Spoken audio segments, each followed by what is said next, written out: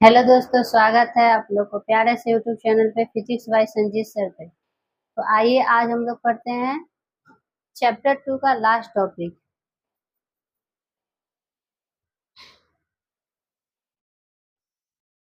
जिसमें पहला है बीज का निर्माण। देखिए, निषेचन के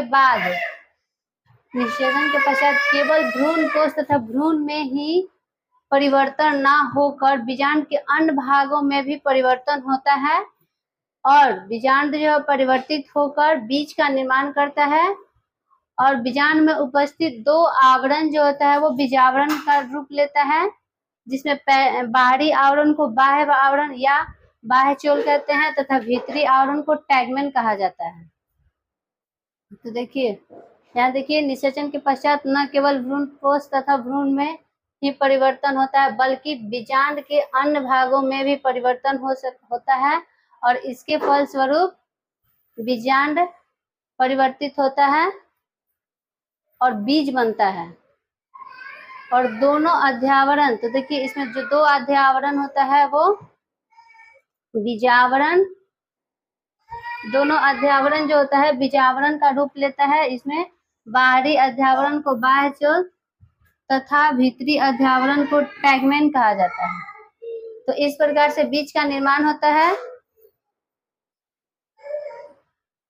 देखिए, बीज का निर्माण इस प्रकार से होता है। नेक्स्ट है कुछ बीजों जैसे, देखिए कुछ बीज ऐसे होते हैं जिनमें से जिसको हम लोग, कुछ बीज ऐसे होते हैं जिसमें बीज चोल को फल के रूप में खाया जाता है। तो इसके अंतर्गत जायज फल, शरीफा, लीची इत्यादि फल आते हैं जिसके जो बीज चोल होते हैं उसको फल के रूप में खाया जाता है। तो देखिए यहाँ ये लीची है और लीची का ये जो व्हाइट वाला भाग है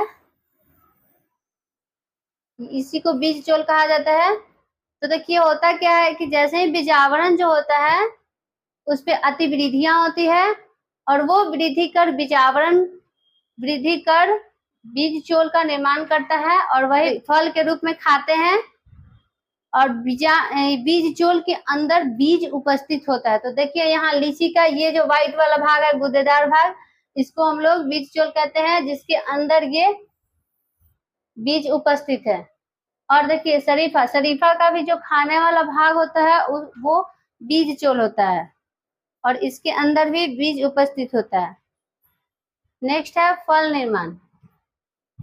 तो देखिए जैसे ही बीजांड जो होता है परिवर्तित होकर बीज का निर्माण करता है, ठीक वैसे ही अंडाशय जो होता है परिवर्तित होता है और फल का निर्माण करता है। तो जैसे जैसे बीजावरण बीज में परिवर्तित होता है वैसे वैसे अंडाशय जो होता है फल का रूप लेता है और इस प्रकार से फल का निर्माण होता है।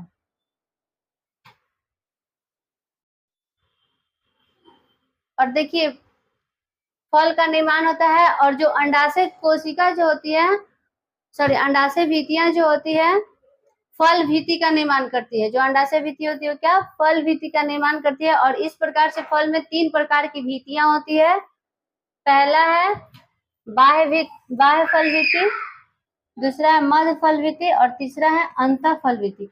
तो जो फल का बाहरी भित्ति जो होता है जो छिलके के रूप में होता है उसे बाह्य फल भित्ति कहते हैं और उसके मध्य जो बीच वाले भाग खाने वाला भाग होता है उसको मध्य फल भित्ति कहते हैं और जो अंदर होता है, जो अंदर भित्ति होता है जिसको हम लोग बीज कहते हैं उसको अंतः फल भित्ति के नाम से जाना जाता है। तो देखिए यहाँ ये आम है, आम का जो ऊपरी भाग छिलके वाला भाग होता है उसको हम लोग एपिकार्प या बाह्य फल भित्ति कहते हैं और जो मध्य वाला भाग होता है जो खाने वाला भाग उसको मीजोकार्प या मध्य फल भित्ति कहते हैं और उसके अंदर वाले भाग को एंडोकार्प या अंतः फल भित्ति कहते हैं और ये जो एंडोकार्प होता है उसके अंदर जो होता है बीज उपस्थित होता है। तो इस प्रकार से नारियल में भी देखा जाता है। नेक्स्ट है सत्फल। तो देखिए जैसे ही फल का निर्माण होता है तो फल दो प्रकार का हो जाता है, एक होता है सत्फल, एक दूसरा होता है असत्फल।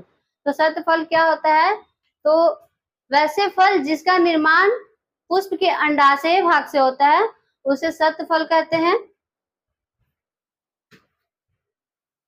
इसका एग्जाम्पल आम, नाशपाती, संतरा, ये सब ऐसे फल हैं जिसका निर्माण पुष्प के अंडाशय भाग से होता है, उसे सत्फल कहते हैं। नेक्स्ट है असत्फल।